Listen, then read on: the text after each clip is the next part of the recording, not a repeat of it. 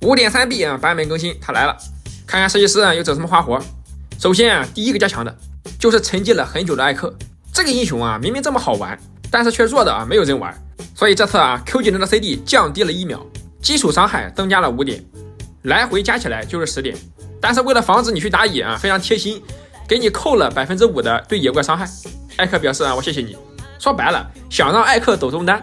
抖中单的话现在能走，毕竟这个 Q 技能清兵很快，打那种短腿法师啊可以快速清兵抓上下路。但问题啊，如果你对位的啊不是那种短腿法师，是强势中单，什么亚索、杰斯，或者是带削弱的中单 AD， 又或者是个兵女，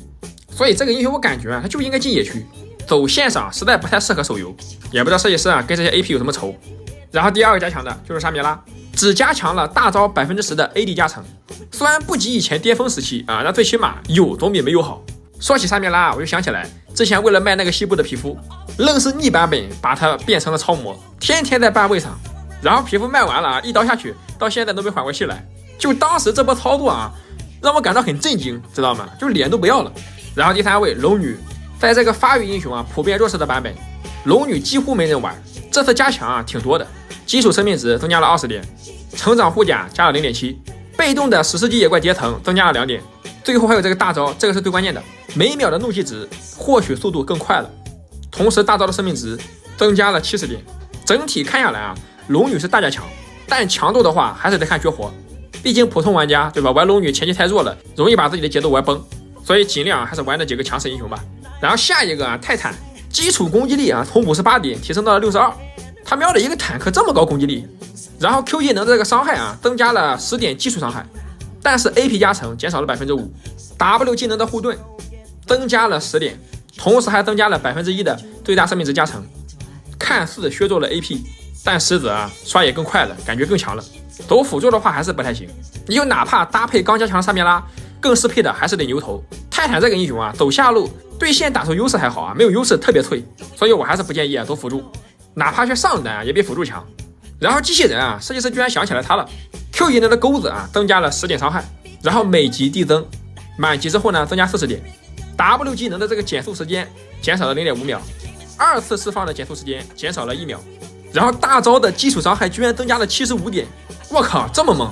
，5级光基础伤害就比原来高了95点，可以玩了。你要勾得准的话，这可以拿来打软辅，但是记住了啊，要买一个华为机器人，那个皮肤的钩子啊特别流畅。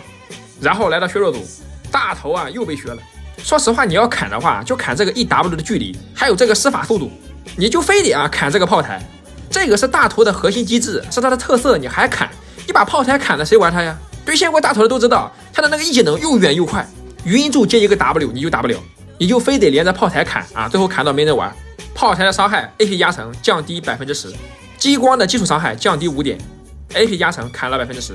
然后一技能的眩晕和减速区域全部缩小，建议再砍一下这个范围。然后大招的强化炮台又砍了，你不但砍小炮台，大炮台也砍，明明砍完一技能对吧，再砍个 W 就行了。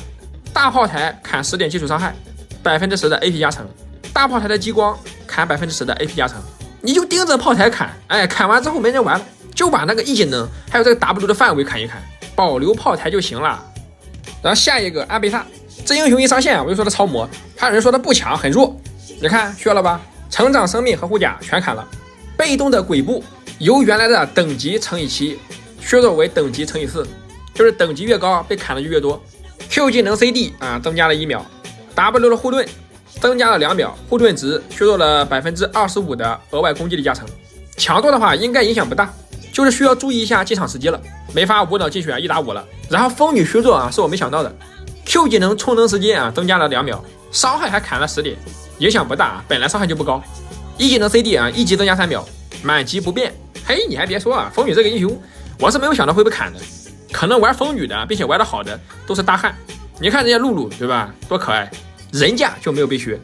然后狮子狗啊刚改版之后啊，这次是大砍，成长攻击力砍了 0.5， 相当于满级啊少了 7.5 攻击力。 Q 技能附加伤害减少10点，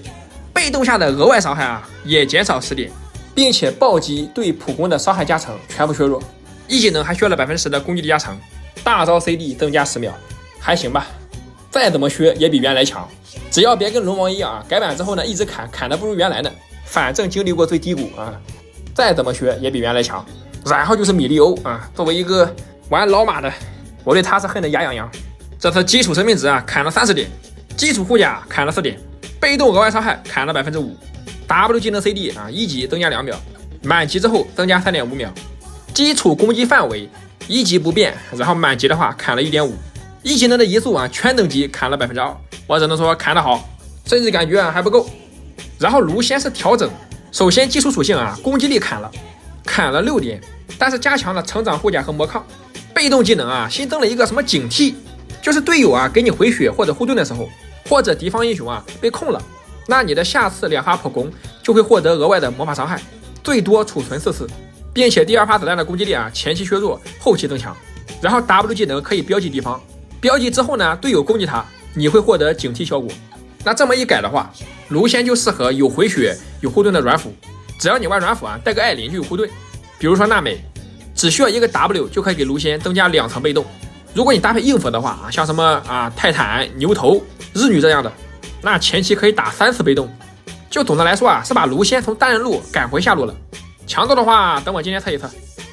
最后就是这个符文调整，余震这个符文啊，他这次是不提的话我都忘了。反正自从啊冰川出来之后，这个符文就基本没人带了。这次提升了啊触发之后的双抗，增加到了80%的额外护甲和魔抗，所以越到后面这个双抗给的越多。同时这个爆炸伤害啊前期的话几乎翻倍。然后很多人说什么肉坦站起来了，我的评价是还是那样，你不信你看着啊，余震肯定没有冰川好用。这次更新的比较少，削弱跟加强的话影响不了这个版本环境，也就狮子狗被削之后啊出场率会下降，但是问题不大啊。还有这个赵信、南刀、猴子、瑞文，强势英雄多了去了啊，不用怕。至于辅助的话啊，除了猫咪和露露，米利欧的话尽量还是半掉。个人感觉啊，这波削弱有影响，但强度在软辅里面还是不低。至于余震的话，别急着带，先用冰川啊，看别人带的效果怎么样。如果不错的话，你可以考虑试一试。